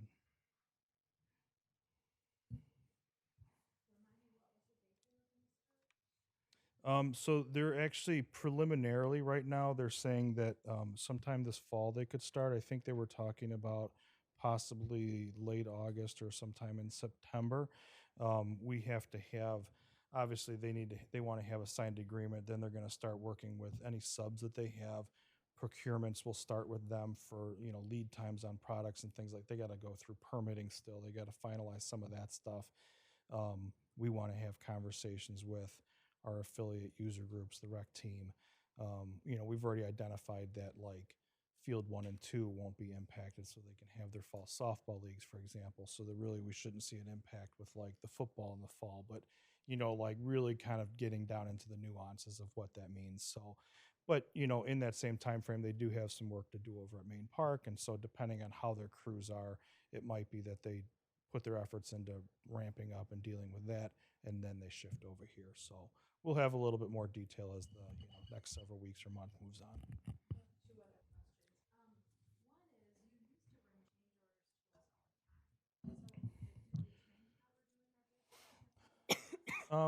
We're not, but we have more allowances built into them sometimes now than we used to. We didn't always have allowances built into the project, but what we found was that there were times that we would have to call special meetings, and that could be a problem if there was an emergency or something. So, and there has over time, there's been obviously increases in our spending authority and also some on the interpretation of when that's required, where it used to be an aggregate of such dollar amount.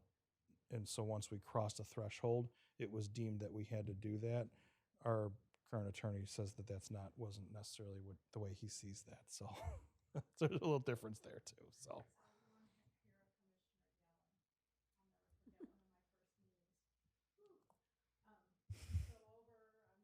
Someone still owes you a cartwheel, by the way.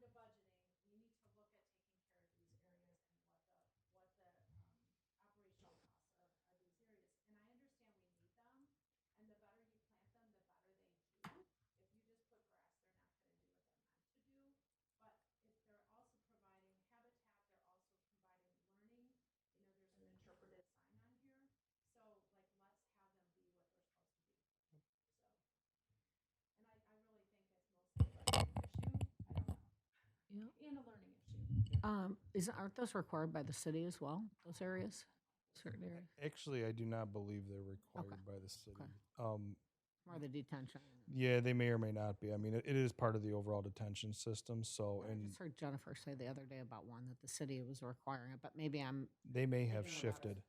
It's Their best practice for It's sure. MWRD and Yeah, the city, and okay. I'm sorry, my mic wasn't on, so. She's good.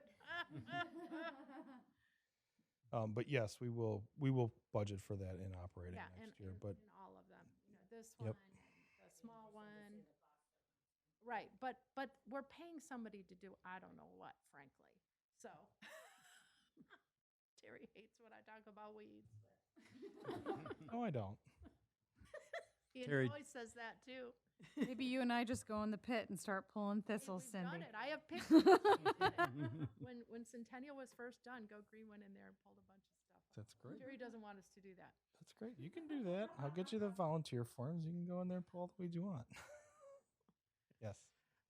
Terry, just going back to the alternate bid number one, if it says it's for the future security camera system, two-part question. Is there any electrical involved with that? And will there also then be a budget item that have to be for the security system? I'm all for it, especially since we've had so many issues. Sure. You know, so I'm just curious about like where does that? then Yeah, so come in?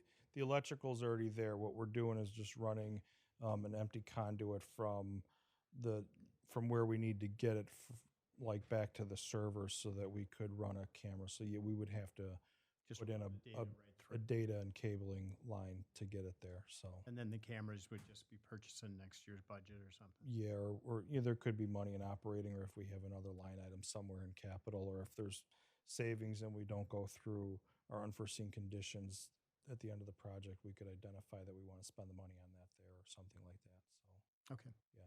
Thanks.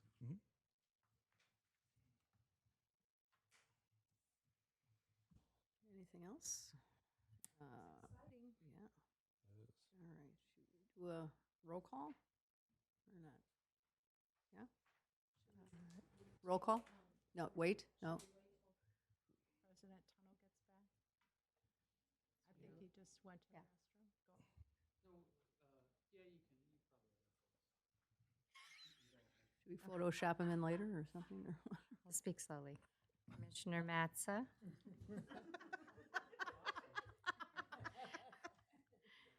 Yes. Commissioner Bendy, Yes. Commissioner No. Commissioner Bowe. Commissioner Grau, Yes. Commissioner Halting, Yes. Commissioner Leduc, Yes.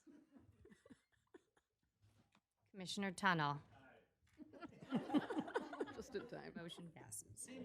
Very nice.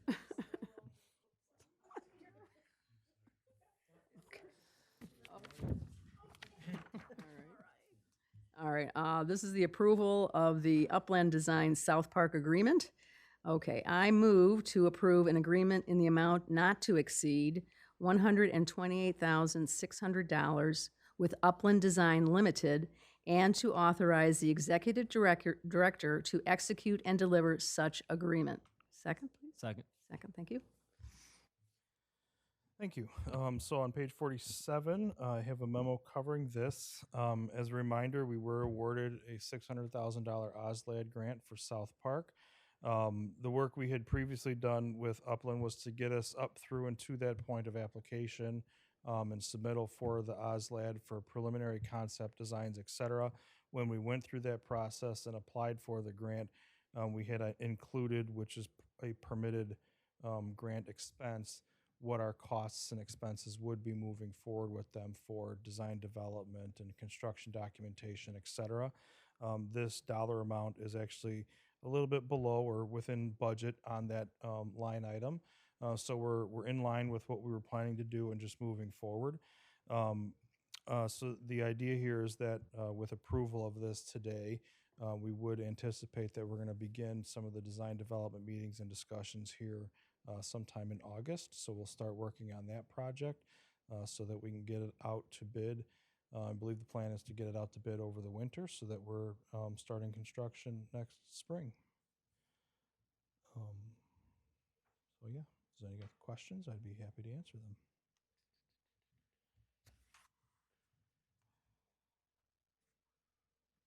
Do they usually end up spending all that money, or is it coming below budget, or?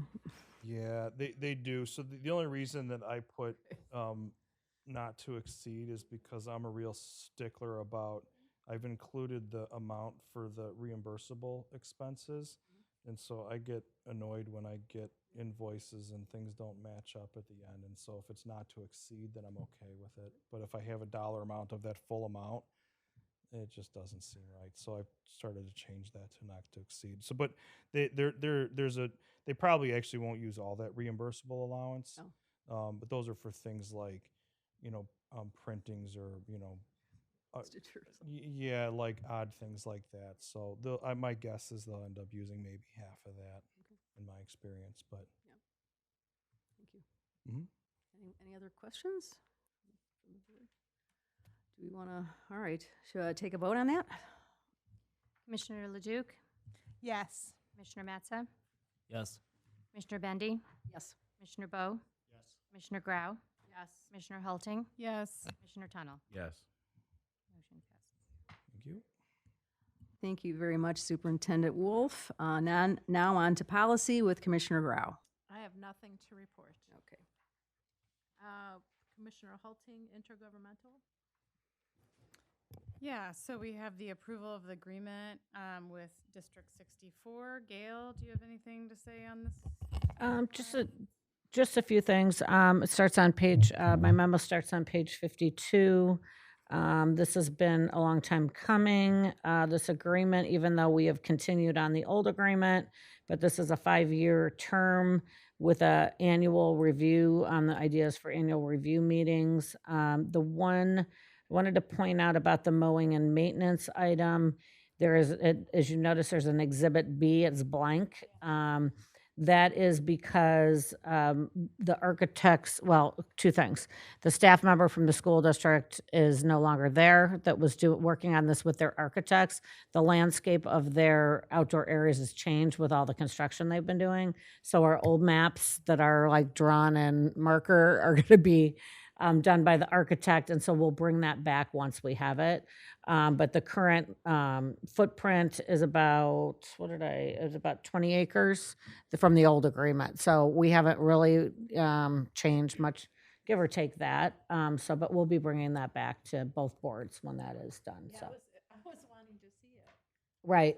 I have the old ones because I know that came up at some point, but I don't know. I mean, I can show them to you, but I don't know if that will help anything. It does talk about the acreage, and then we'll, if we have to, we'll change that again. But really that was all I had, unless anybody has any questions. I had a question about the part that was deleted about non-residents. Yes, we got that same question from Commissioner Matza, so I can explain that. Okay. It's a little confusing to explain, but I seem to do okay with it for him to get it. Okay, glad you So, practiced on him for- yeah, so in general, the BTB, anything related to that, we wanted to take out because it's a separate agreement. So this agreement, the BTB agreement supersedes this agreement for anything related to BTB, okay? So the BTB requirement from the school district, because obviously we have this in the school district, they require us, because it's more like a daycare thing, they require us, well, twofold, to not charge a non-resident rate, which would be our normal practice for anything, that's our policy, right? Because they used to run this program and they never charged, they're all school district residents, but not Park District residents, the people that may get charged the non-resident rate. Now, so we struck it because it doesn't apply to this agreement. But so nothing is changing with the fees, with the charging the resident, non-resident. It's just being taken out of this agreement because it does not apply to this overriding agreement. So another example would be like the basketball program. the basketball program that we run in the schools, because it's a complete recreation related program, we charge non-resident fees. They have no problem with that. But because the practice before with the school district with their after-school program was charging everybody the same that goes to the schools, then they make us do that. That's a requirement of us using the school. Does that make sense? Yeah. Okay. Okay, thanks. Mm-hmm. And we are working on the BTB. Superintendent Armour's leading the agreement next. And then I also noticed today that the Emerson School agreement, or the Emerson Field agreement, is up in 2024. Is there an extension on that? That'd be good news. We, so a few months ago, we actually sought clarity because That's right. part of the original Emerson agreement required that when the project was finally completed, that Mhm. an amendment was, or something was added to That's it, right. an exhibit that stated when the Never mind. completion date was. We clarified with them, got in writing, and I believe it's actually 2027. Okay. I've So I'll shared buy those some time. documents, had them, we have them here. I've also shared them with Park Ridge Soccer because they were the Mhm. ones that were really asking, because it was on their radar for 2024 Right. as well when we started going through that. I was digging through the file for something, We've but I got, saw we've that. got a Good. couple more. We did years. talk about that. But the Thank school you. district is interested in continuing with. Yeah. Yep. Good. So we have 3 different agreements with the school district. I like it. It's very clean. The only thing that kind of stuck out to me was that $75 an hour for janitorial or on our side. I mean, where does that number come from? That's the number they gave us. That's our rate. But we have the same number listed. Yeah, so it's Overtime, right? If well, so overtime, but also it takes into and I think what they were doing was their cost of overtime plus the cost of Electricity. well, just all the different things that go into the employee, like the hourly cost of an employee, including benefits, et cetera. So when we looked at that, it made sense to have an Equal, cost right. on both sides of the. Yep. Anything else? All right. I should read the motion. I move to approve an agreement for use of facilities by and between the Board of Education of Community Consolidated School District number 64 and the Park Ridge Park District, and to authorize the board president and secretary to execute and deliver such agreement. Thank you. Can we have a roll call, please, Mary Beth? Commissioner Bendy. Yes. Commissioner Bowe. Yes. Commissioner Grau. Yes. Commissioner Hulting. Yes. Commissioner Leduc. Yes. Commissioner Matza. Yes. Commissioner Tunnel. So, yes. All right, motion passes. I just wanted to quickly report back on that July 10th city council meeting I went to about the crosswalk by Franklin. It actually was, my bar was low for what I expected. And there was a pretty robust discussion amongst city council about the crosswalk. I think it's going, I guess she's, Sarah Mitchell, who's now the Director of Public Works, I want to say Engineer Mitchell, is going to go back to IDOT and talk about some different options. So signage that reminds pedestrians I made the point when I spoke that maybe we should remind cars that they need to stop. People didn't like that. But I mean, they're going to consider signage. My Alderman Lawrence, brought up a crosswalk that could be painted a different color. They're using those in Niles and Des Plaines. So I think there were lots of folks on council supportive of doing more at that intersection. The city manager and one alderman suggested that they remove the crosswalk. Yeah, I saw that. Which I don't think anyway, citizens go forward to get help with their crosswalk and they're like, well, let's get rid of it. So, but fortunately, most of the council was in favor of doing something. I know, Cindy. So they're gonna, I think, Sarah Mitchell's going to go back and talk to IDOT and see what happens there. And I'm in touch with the resident who is driving the discussion, and I'll continue to be in touch with him. But it was a good discussion. So I wanted to report back on that since I promised you I'd report back on that. And now I will, do we have any communications and correspondence? Nope. Is there any new business? I know Mary Beth sent a reminder about the bus tour next week, so just another reminder. Be some fun. Do we have to have a quorum on that? Does it matter if I don't go? Is it a meeting? Well, we're posting it as a meeting in case there are a number of you. We're not intending to do any business, but you are talking about Right. Park District business, so there couldn't be any action taken. So it's okay if there's no quorum. Like, I think in the past, we had to know who was going and who wasn't. So, We're safe because we posted it. If you don't come, it's fine. okay. And we'd still have a quorum.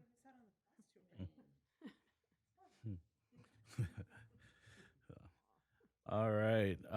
I move to adjourn to closed meeting for the purpose of discussing matters pertaining to the discipline, performance, compensation, and or dismissal of one or more specific employees of the Park District 2C1. We will reconvene to the regular board meeting to take action, if any, on matters discussed in closed session. May I have a second? Second. Thank you. May we have a roll call vote? Sorry, yes. Commissioner Bowe? Yes. Commissioner Grau? Yes. Commissioner Halting? Yes. Commissioner Leduc? Yes. Commissioner Matza? Yes. Commissioner Bendy? Yes.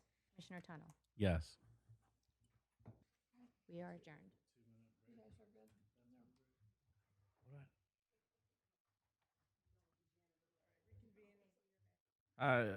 We're here to reconvene the Park Ridge Park District regular board meeting. The time is now 9:43. I move to adjourn the meeting of the Board of Park Commissioners. Second. All in favor? Aye. Any opposed?